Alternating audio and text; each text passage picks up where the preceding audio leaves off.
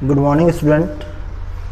Last class तक हमने पढ़ा था कि प्रिज्म क्या होता है, लेंसों का संयोजन कैसे होता है।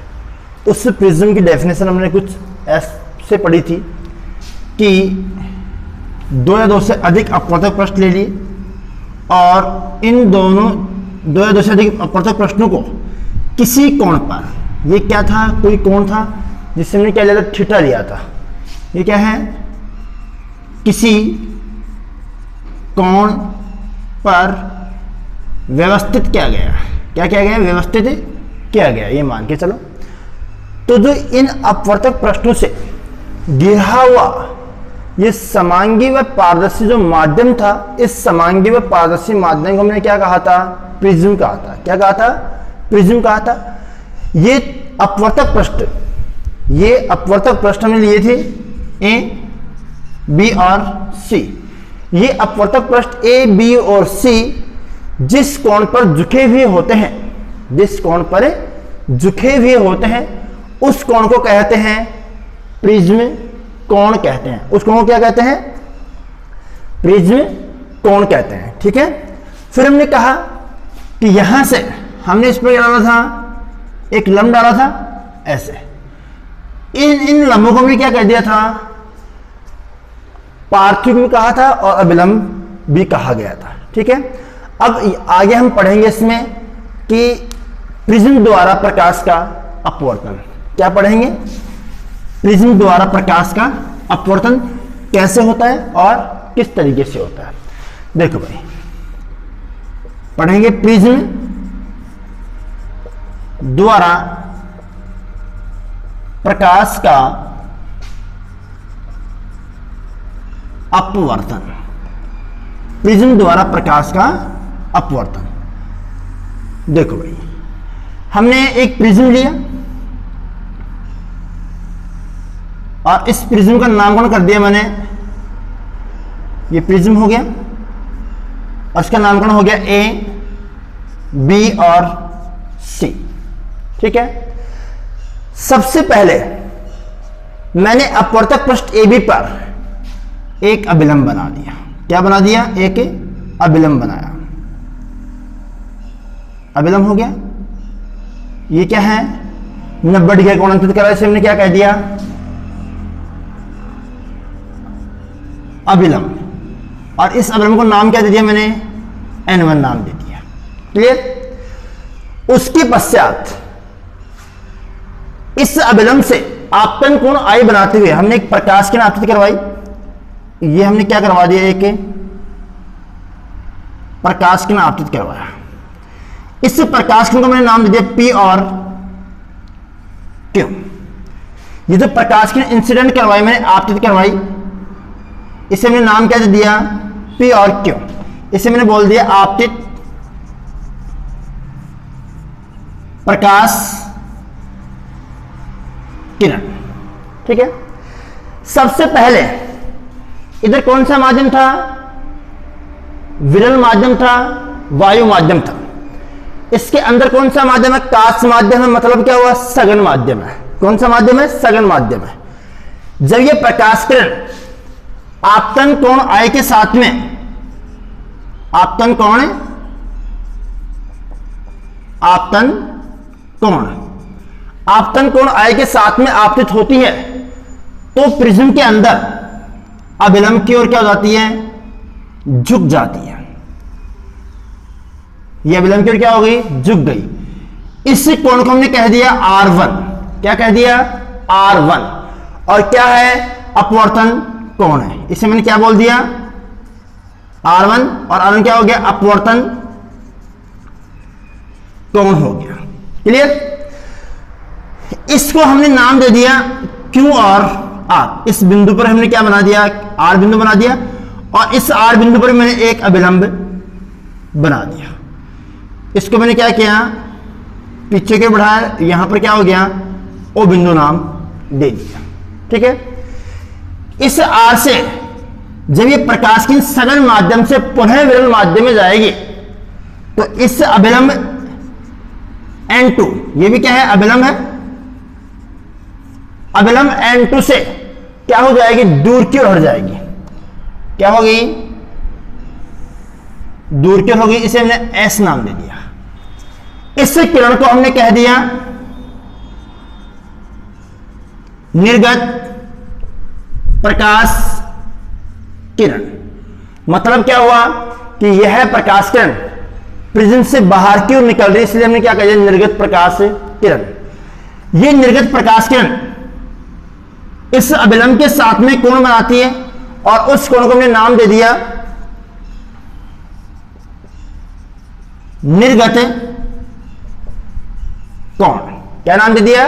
निर्गत कोण। ये जो कोण कहलाएगा, ये वाला कोण, ये कहलाएगा स्मॉल r2 कहलाएगा। क्या कहलाएगा? स्मॉल r2 कहलाएगा, जो कि इस आपतन कोण के क्या होगे? बराबर होगा। ठीक है। अब हमने क्या किया, इस आपतित प्रकाश किरण को आगे की ओर बढ़ाया। आपतित प्रकाश किरण को आगे की ओर बढ़ाने पर और निर्गत प्रकाश किरण को पीछे की ओर बढ़ाने पर, पीछे की ओर बढ़ाया। ये दोनों प्रकाश किरणें बिंदु P पर क्या करती हैं? प्रतिच्छेद करती हैं। क्या करती हैं? प्रतिच्छेद करती हैं। जहां पर कोण बनता है डेल। क्या बनता है? डेल। इसे हम कहेंगे डेल। और डेल क्या होता है?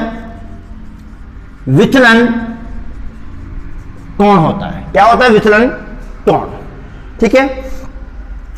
इससे विचलन कोण का हमें क्या करना होता है? मान ज्ञात करना होता है। इस विचलन कोण का हम क्या करेंगे? मान ज्ञात करेंगे। अब देखो कैसे ज्ञात करेंगे। हमारे पास में कोण बन रहे हैं, देखो जैसे ये कोण है, ये इसे कट गया तो ये पूरा, ये आई है तो ये भी पूरा क्या होगा? आई होगा। आई में से क्या चला जाएगा? R1 चला जाएगा। और ये भी क्या होगा? E होगा पूरा। और इस E में से क्या चला जाएगा? R2 चला जाएगा। कितना बचेगा? E माइनस R2 और ये I माइनस R1 बचेगा। क्लियर? ये जो डेल होगा, ये डेल त्रिभुज TO और R, इस त्रिभुज TOR का क्या है? बहिष्कोण है। और बहिष्कोण का जो मान होता है वो त्रिभुज के अंतरित कोणों के, यानी कि दोनों आंतरिक कोणों के योग के बराबर होता है। क्लियर? अब देखो हम इसमें एक एक समीकरण निकालेंगे। पहले तो हम इसमें इसकी जो लैंग्वेज होगी वो कैसे लिखेंगे? लैंग्वेज कैसे लेंगे? हमने एक पारदर्शी कांच का प्रिज्म लिया जिसका अपवर्तनांक 1.46 है। कांच का अपवर्तनांक कितना होगा? 1.46 के लगभग होगा। ए, बी और सी इसके तीन क्या है? अपवर्तक पृष्ठ है। पहले अपवर्तक पृष्ठ AB पर हमने एक अभिलंब बनाया N1 और इस अभिलंब से प्रकाश किरण PQ आपतन कोण I से अपवर्तक पृष्ठ AB पर क्या होती है? आपतित होती है। दोबारा सुनो, हमने एक प्रिज्म लिया, इस प्रिज्म का अपवर्तक पृष्ठ A, B और C बनाया। पहले अपवर्तक पृष्ठ AB पर हमने एक अभिलंब बनाया N1। क्या बना दिया? N1 अभिलंब बनाया। इस N1 अभिलंब पर एक प्रकाश किरण PQ आपतन कोण I के साथ में अपवर्तक पृष्ठ AB पर क्या करवाई? हमने आपतित करवाई। ठीक है। जो माध्यम परिवर्तन के कारण प्रिज्म के अंदर अभिलंब की ओर मुड़ जाती है। क्या हो जाती है? अभिलंब की ओर मुड़ जाती है। ये प्रकाश किरण, कौन सी प्रकाश किरण? मुड़ी हुई प्रकाश किरण।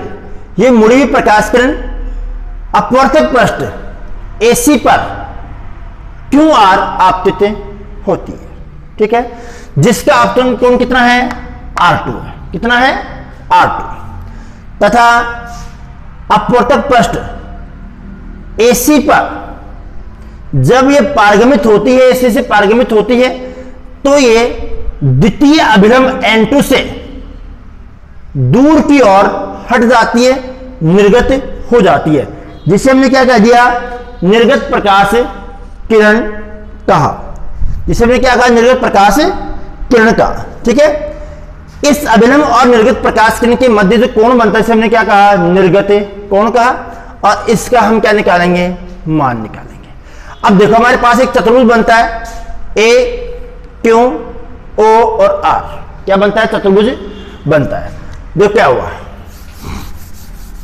पहले तो मैं आपको ये कहूं क्या कि चतुर्भुज के चारों कोणों का जो योग होगा, चतुर्भुज के चारों कोणों का जो योग हो कितना होगा, 360 डिग्री होगा। लिखूंगा यहां पर चतुर्भुज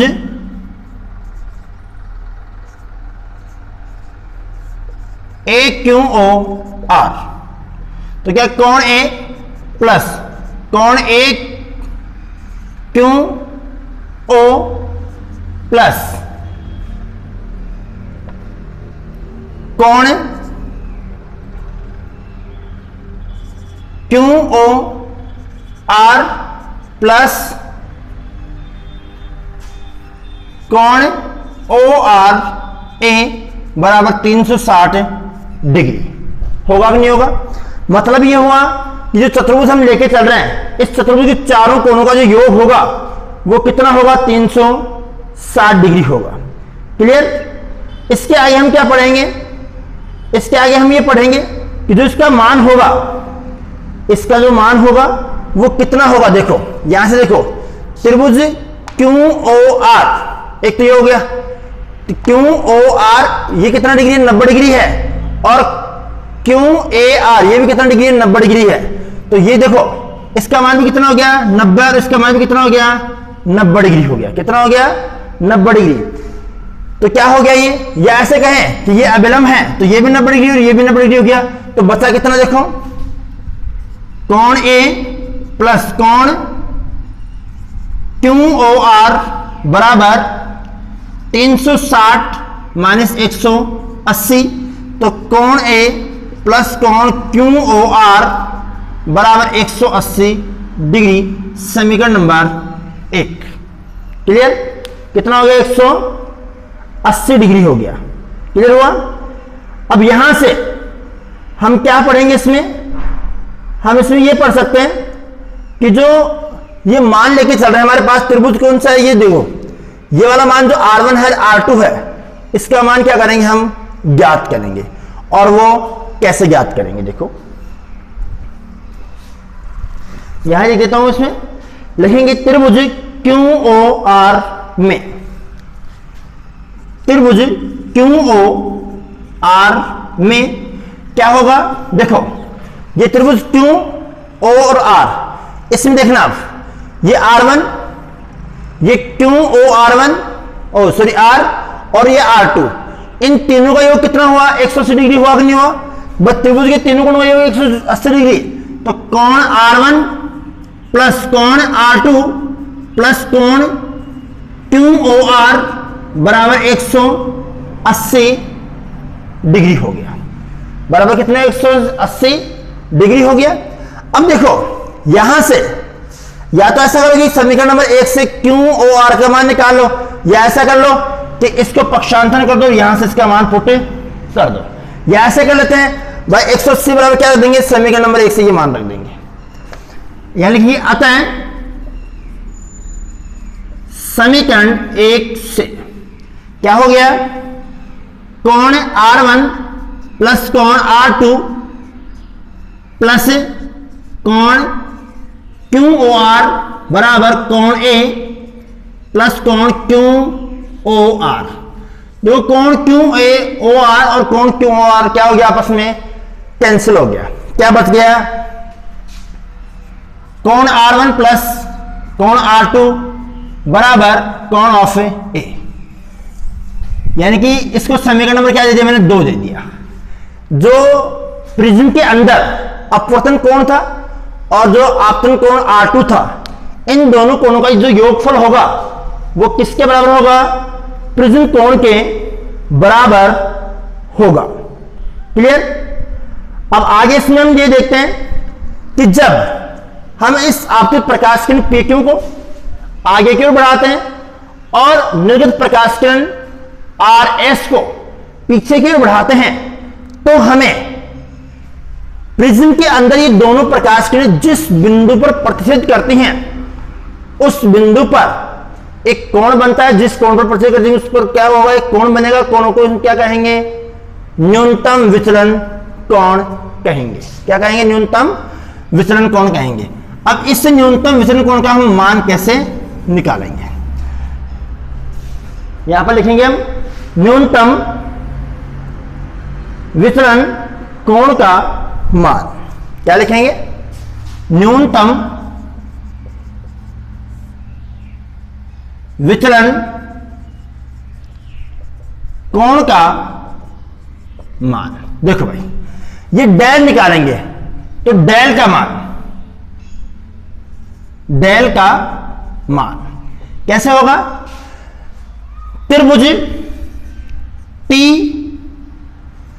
क्यू आर से, ये त्रिभुज टी क्यू आर में ये डेल क्या है? बहिष कोण है। क्या हो गया?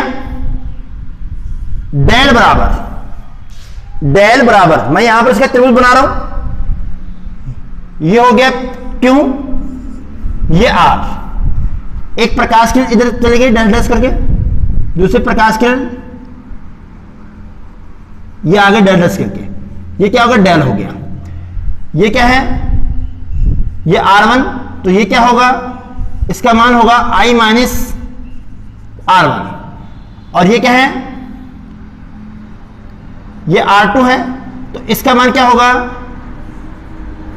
E minus R2, E minus R2। तो इन दोनों कोणों का योग, इन दोनों कोणों का योग, ये आंतरिक कोण है कि नहीं है? तो इन दोनों कोणों का जो योग होगा वो इस बहिष कोण के होगा नहीं होगा बराबर। ये क्या है? बहिष कोण, और ये दोनों क्या है? आंतरिक कोण है। तो क्या बन गया? डेल बराबर, एक कोण का मान कितना है? I प्लस R1, फिर plus, sorry I minus R1, फिर प्लस दूसरे का मान कितना है? E minus R2, E minus R2। अब हम जो इसका मान निकालेंगे वो मान हम कैसे निकालेंगे? कि जो आपतन कोण का मान है इसको मैंने ऐसे लिख दिया कि डेल बराबर I minus R1 plus E minus R2, समीकरण नंबर 3, समीकरण नंबर 3। अब समीकरण नंबर 3 में हम ऐसे निकाले मान कि यदि इस अपवर्तन कोण का मान इसके आपतन कोण के बराबर हो जाए, इससे अपवर्तन कोण का मान आपतन कोण के मान के बराबर हो जाए, और यदि आपतन कोण का मान निर्गत कोण के मान के क्या हो? बराबर हो, तो हम इन दोनों अलग अलग स्थितियों में क्या निकालेंगे? मान निकालेंगे। क्या निकालेंगे? मान निकालेंगे। इससे आपतन कोण और वितरण कोण के मध्य एक संबंध भी होता है। जो क्या संबंध होता है? ये पॉजिटिव मान होता है। ये कौन सा मान होता है? पॉजिटिव मान। इसमें ये होता है कि जैसे जैसे जैसे जैसे हम आपतन कोण के मान को बढ़ाते चलते हैं, इस आपतन कोण के मान को हम जैसे जैसे बढ़ाते चलेंगे, वैसे वैसे इस वितरण कोण का मान धीरे धीरे क्या होता चलेगा? घटता चलेगा। लेकिन एक स्थिति, एक कोण का मान ऐसा आता है जिस पर इस वितरण कोण का मान कम होता है, फिर धीरे धीरे क्या होने लगता है? बढ़ने लगता है। देखो वो कैसे होता है। इसमें हम ये कंडीशन लेके चलेंगे, ये स्थिति मान के चलेंगे कि यदि इस आपतन कोण का मान और निर्गत कोण के मान के बराबर हो जाता है, या ऐसे कहें कि ये जो QR है, ये QR क्या है? अपवर्तित प्रकाश किरण थी। ये QR का मान इस BC के समांतर हो जाए, इसमें लिखेंगे अपन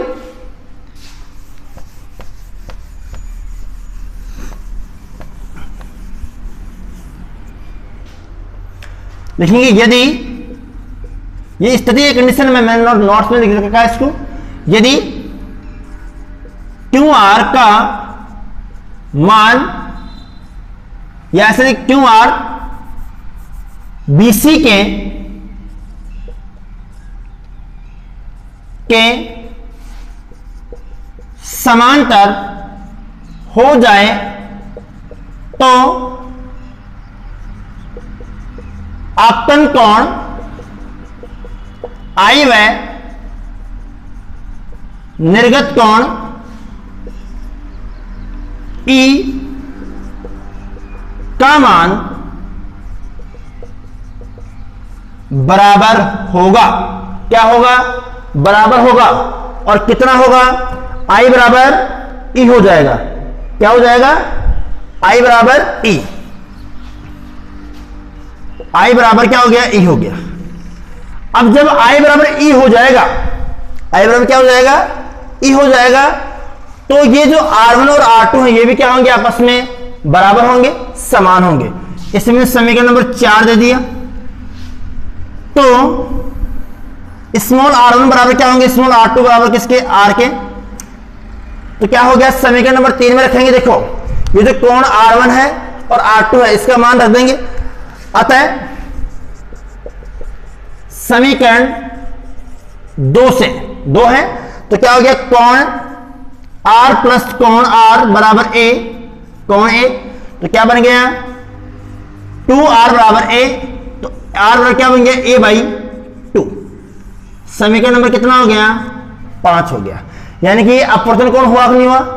ये क्या हो गया? अपवर्तन कोण हो गया। यहां से हम किसका मान निकालेंगे? इस समीकरण नंबर 3 से आपतन कोण का मान निकाल लेंगे। तो आपतन कोण का मान निकालेंगे, क्या करेंगे? इस समीकरण 4 से आई बराबर क्या रख देंगे? समीकरण 4 से आई बराबर क्या रख देंगे? ए रख दो, या ई बराबर क्या रख देंगे? आई रख देंगे।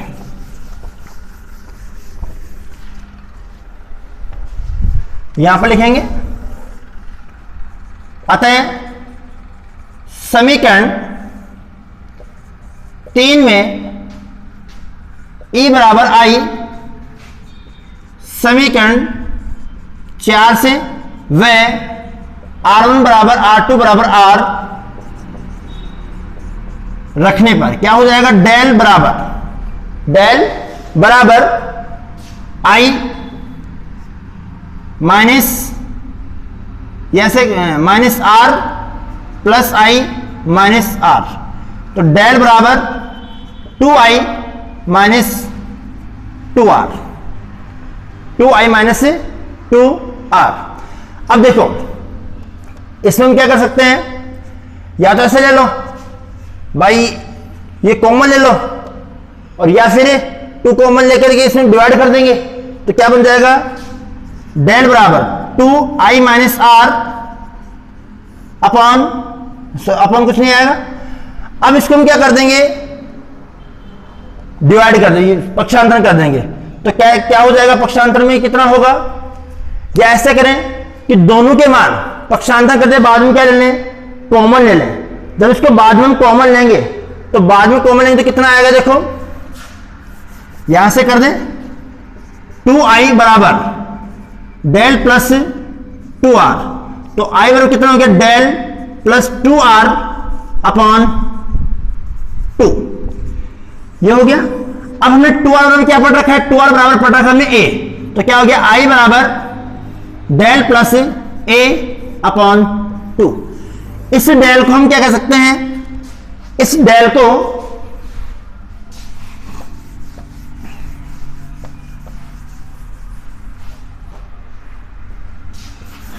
डेल हम क्या लिख सकता हूं? Del of m। m मतलब क्या है? मिनिमम, न्यूनतम। तो क्या हो गया? I बराबर del m plus a upon 2, समीकरण नंबर 6। देखो समीकरण 5 से हमने निकाला अपवर्तन कोण का मान, और समीकरण 6 से हमने निकाला आपतन कोण का मान निकाला। इसमें लगाएंगे स्नेल के नियम से। क्या हो गया? Sine I upon sine are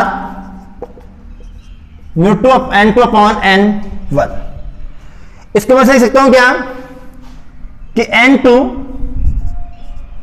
1 equal to sine I upon sine R. अब आई का आर का वैल्यू पुट कर देंगे तो क्या आ गया? n2 1 बराबर साइन आई का वैल्यू पुट करो समीकरण नंबर 6 से, sine del of m plus a by 2 upon sine a by 2। ये जो हमारे पास में सूत्र प्राप्त होता है, समीकरण जो प्राप्त होता है, ये उस प्रिज्म के जो कांच का अपवर्तनांक होता है उस अपवर्तनांक का मान ज्ञात करने का सूत्र प्राप्त होता है। ठीक है। अब इसमें हम ये कंडीशन लगाएं, इसमें हम ये कंडीशन लगाए कि हमारे पास में यदि आपतन कोण का मान और अपवर्तन कोण का मान न्यूनतम हो, क्या हो, अत्यल्प हो, न्यूनतम हो, तो इसका मान कैसे हम ज्ञात कर सकते हैं।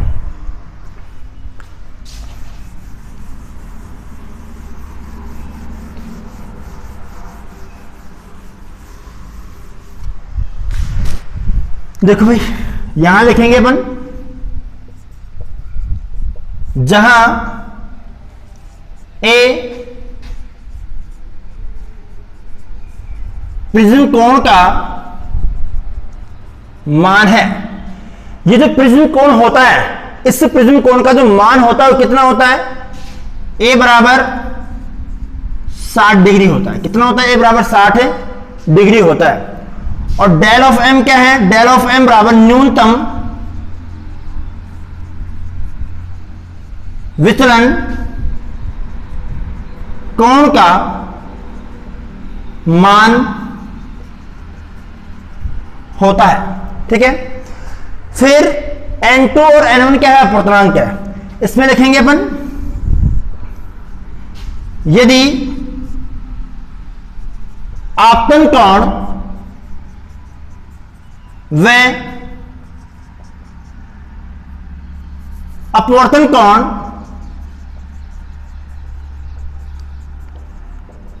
का मान अल्प हो तो साइन आई किसके, आई के बराबर, और साइन आर किसके, आर के बराबर। ठीक है, तो क्या बन जाएगा हमारे पास में,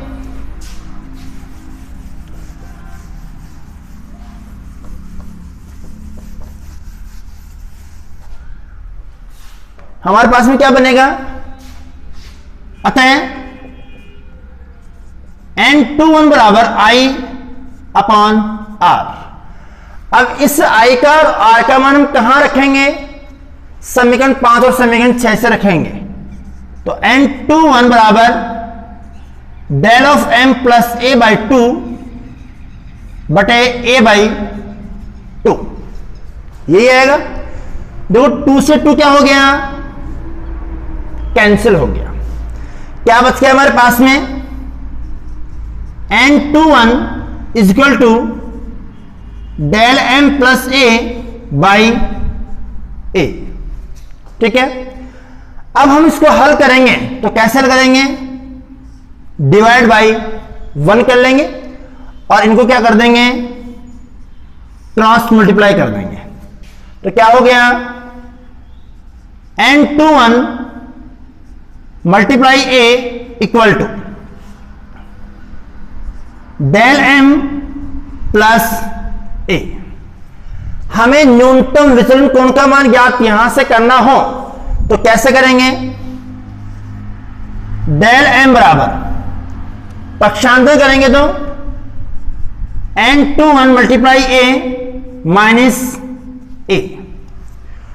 अब इस पद में देखो, आप इस पद में क्या कॉमन आ रहा है, डेल m बराबर ए कॉमन आ रहा है, तो ए कॉमन ले लिया, N21 माइनस 1 आ गया। यदि आपके पास में उस कांच के प्रिज्म का अपवर्तनांक हो और न्यूनतम विचलन कोण का मान पूछे तो आप इस सूत्र से सीधे सीधे ही उसका मान ज्ञात कर सकते हैं। अब आगे इस न्यूनतम विचलन कोण और आपतन कोण के मध्य जो आरेख बनता है उस आरेख का मान देखो भाई।